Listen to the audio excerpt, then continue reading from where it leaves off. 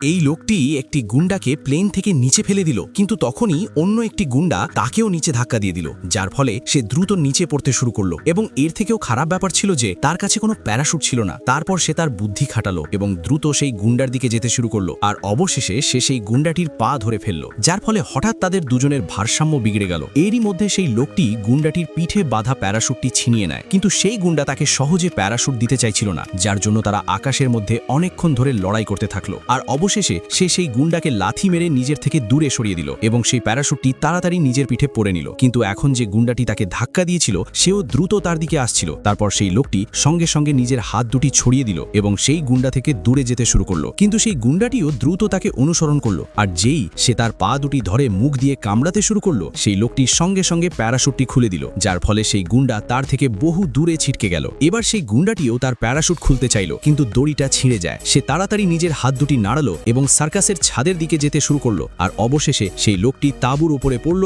এবং নিজের জীবন বাঁচিয়ে নিল।